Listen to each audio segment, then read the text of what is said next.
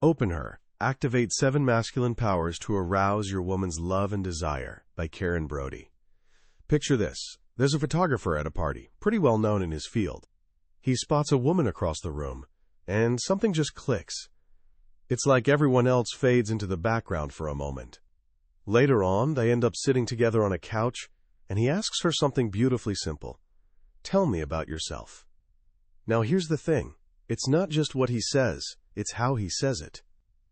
His attention is so completely locked on her, so genuinely present, that this basic question somehow becomes magnetic.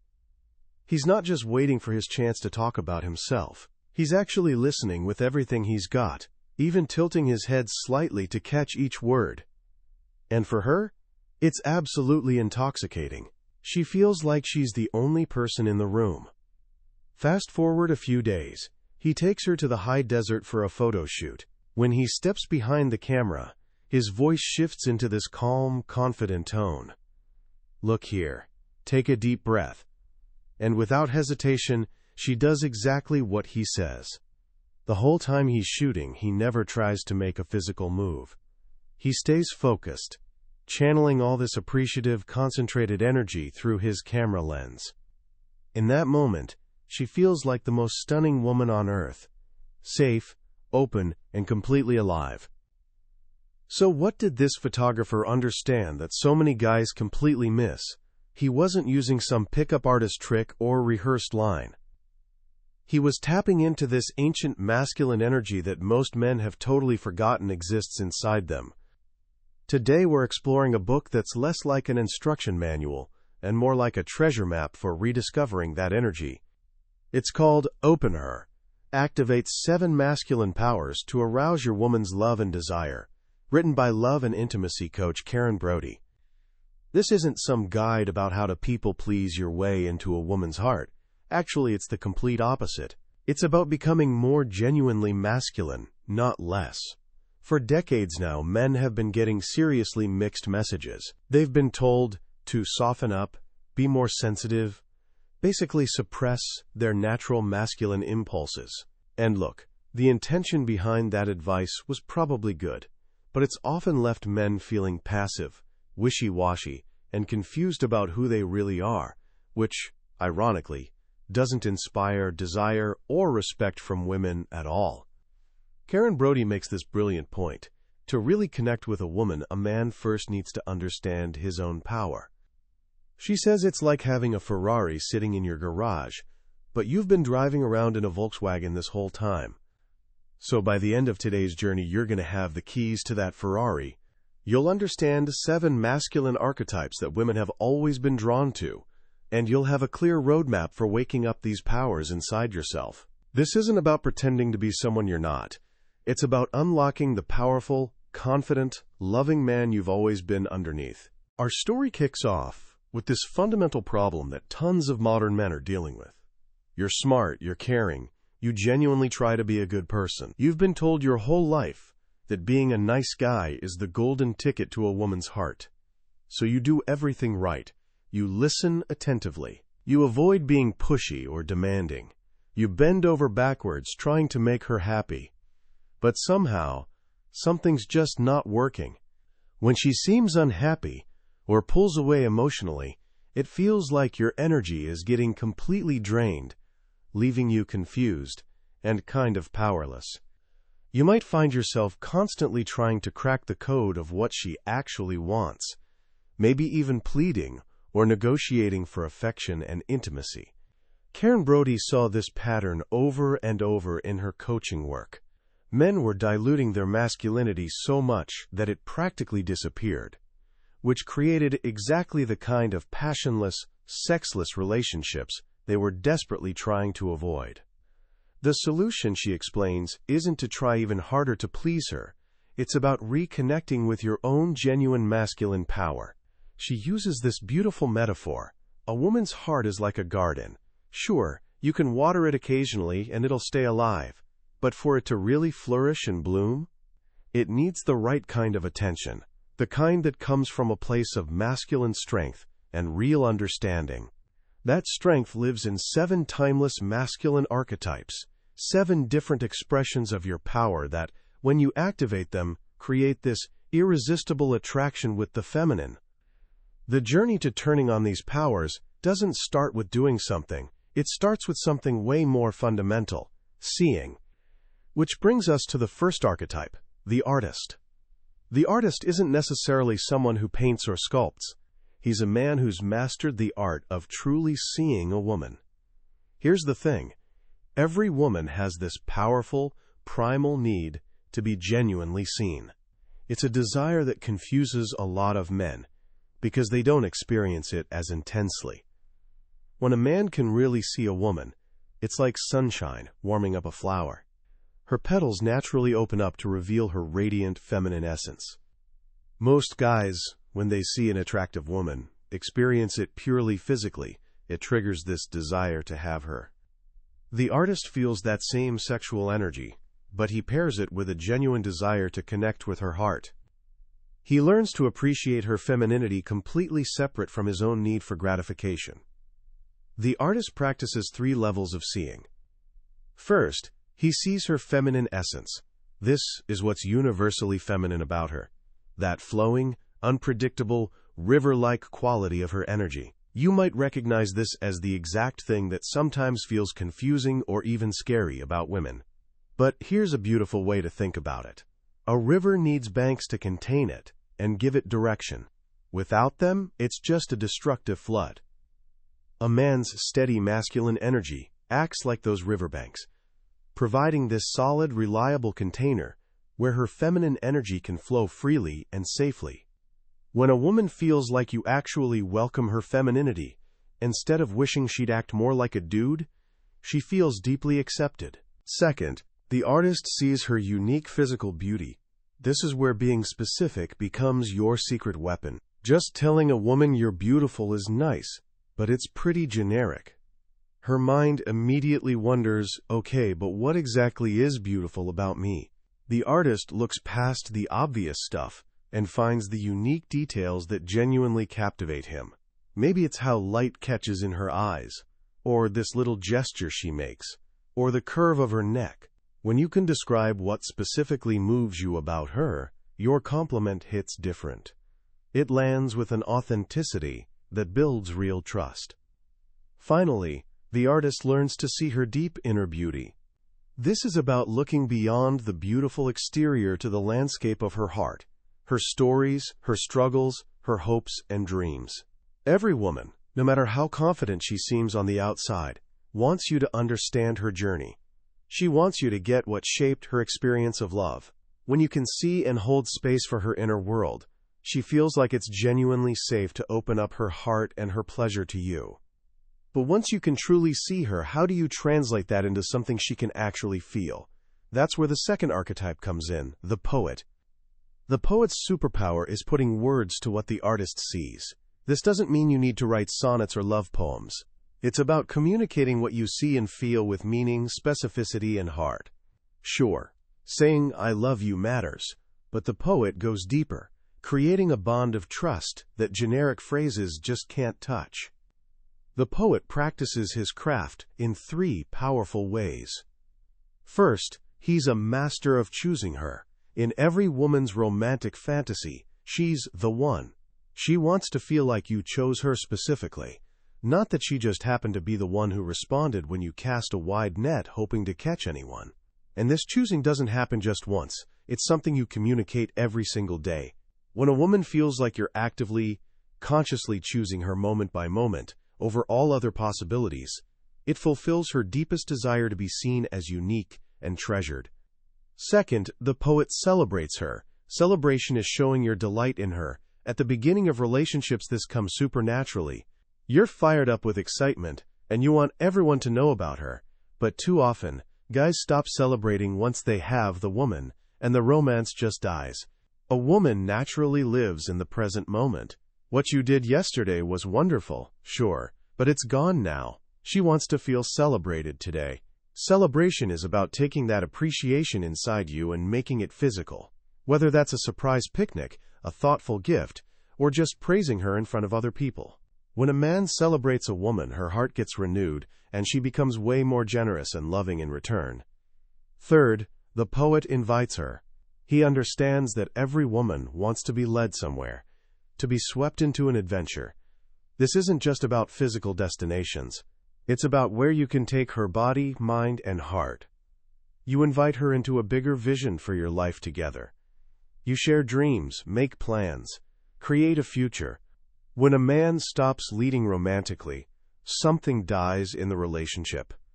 That exciting possibility dries up, and her heart closes. The poet keeps that possibility alive by constantly inviting her on a journey. The artist sees, the poet expresses, and now we come to the third archetype, the one who takes that vision and makes it real, the director. The director's gift is leadership. This is probably the archetype most lost to modern men. In trying to be more sensitive, tons of guys have become terrified of leading. They go passive, constantly asking, "What do you want to do?" or "Wherever you want to go is totally fine." They think they're being accommodating, but what a woman often experiences is this vacuum of masculine energy. This empty space feels unsettling, so she steps in and starts making all the decisions herself. She picks the restaurant, makes all the plans, manages every detail.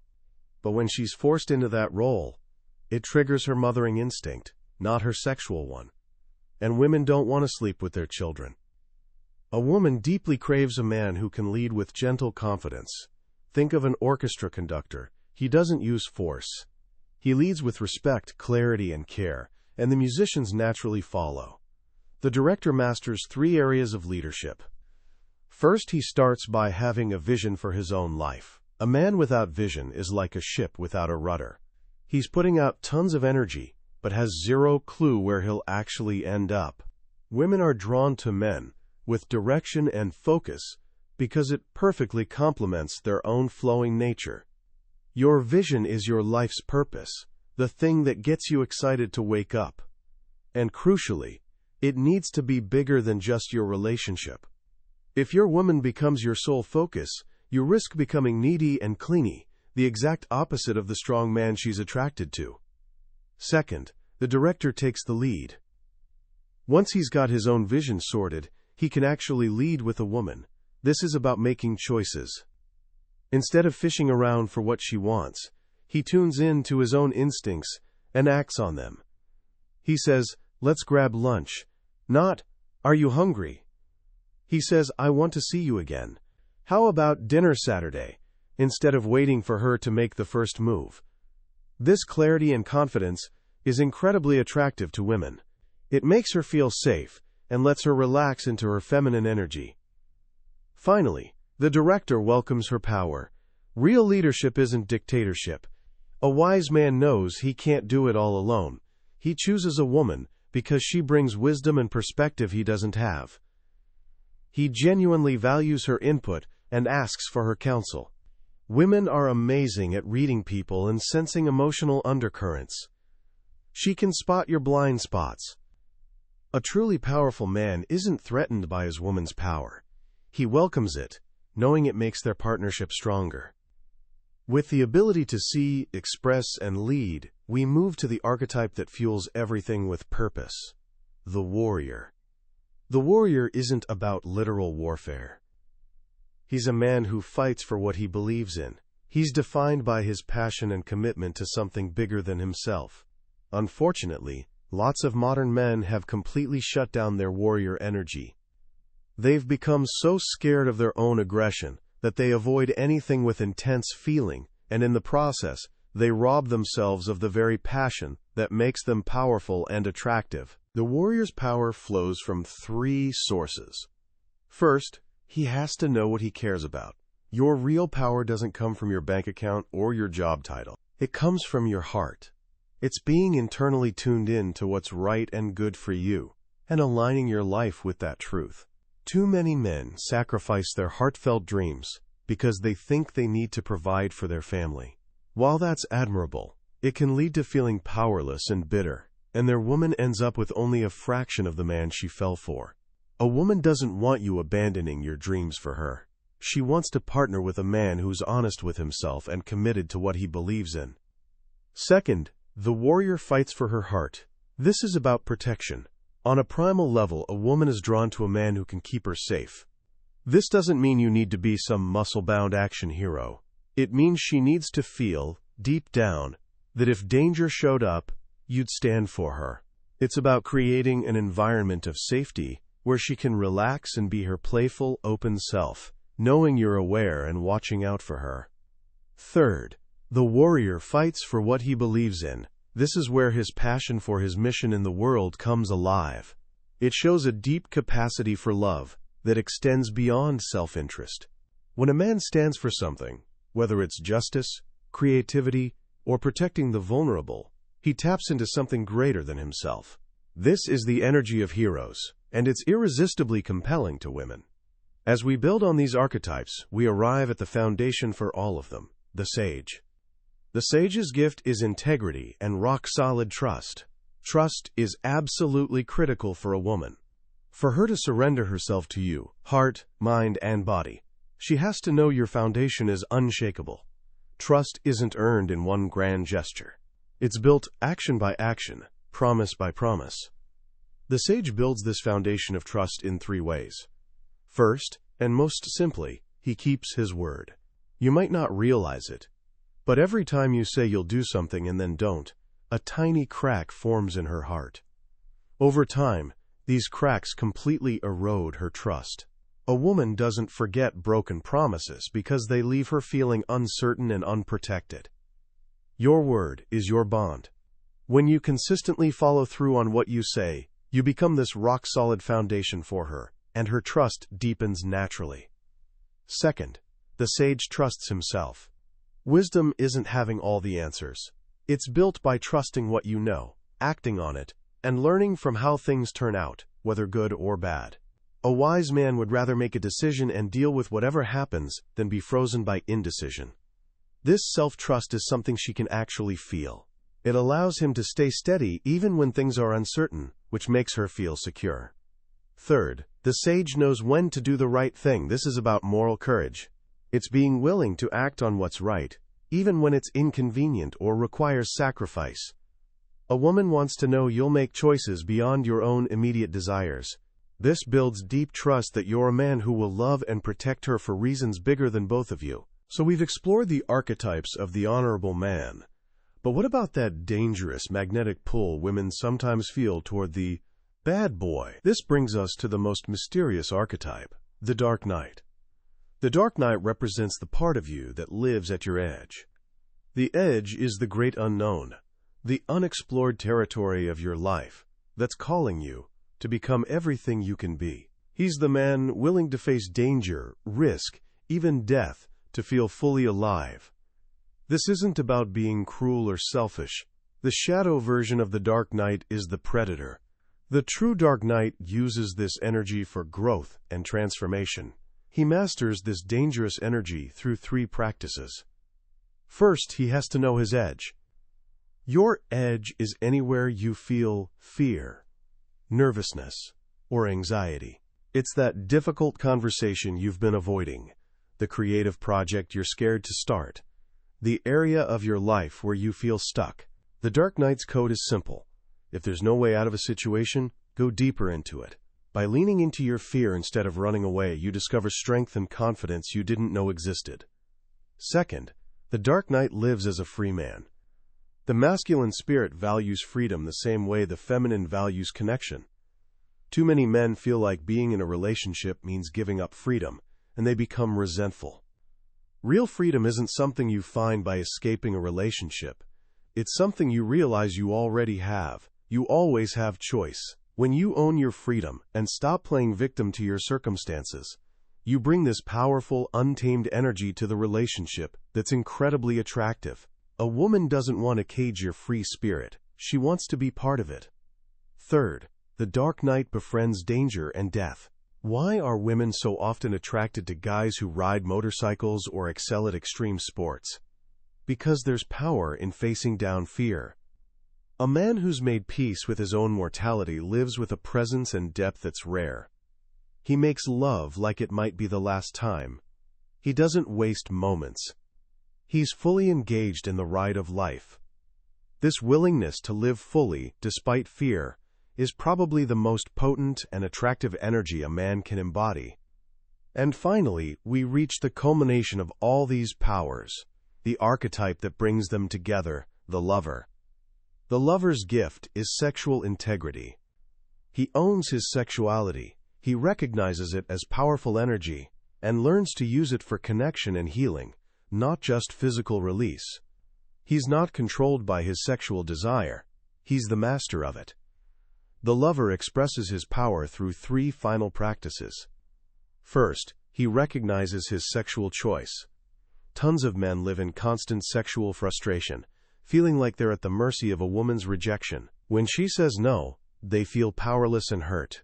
The lover understands that while he can't control her response, he always has choice in how he handles that reality. He's not a victim, he's the master of his own desire. This unshakable confidence makes him incredibly desirable to her. Second, the lover has a sexual purpose. For most men, sex is simply about orgasm and release. While there's nothing wrong with pleasure, women crave something deeper. The lover develops a higher purpose for his sexual energy. Maybe it's creating deep spiritual union, completely merging with his woman, or healing her heart. This bigger purpose transforms lovemaking from just a physical act into an expansive, soulful experience. Third, the lover gives his sexuality as a gift. This is his ability to take a woman to a deep, transcendent place she can't reach alone. This requires being fully present, using the artist's skills to see her, the poets to communicate with her, and the directors to lead her. It's about tuning into her body's subtle rhythms, listening not just with his ears but his whole being, and responding with creative, confident action. When a man can give this gift, he offers her sexual freedom, and she, in turn, offers him the full depth of her desire. These 7 archetypes, the artist, the poet, the director, the warrior, the sage, the dark knight, and the lover, aren't separate characters to play. They're facets of a whole, powerful, authentic masculinity. They're your map back to yourself. As we wrap up our exploration of Open Her, what really strikes me is how completely counterintuitive this message is compared to the advice most men get today. In a world that often treats masculinity itself as toxic, Karen Brody offers this refreshing and genuinely empowering perspective. This book isn't about becoming more aggressive or domineering. It's about understanding that true masculine power is rooted in presence, purpose, integrity, and a deep, genuine appreciation for the feminine. The most profound insight, I think, is this idea that your relationship with a woman directly mirrors your relationship with yourself. If you feel powerless around her, it's because you've disconnected from your own internal power.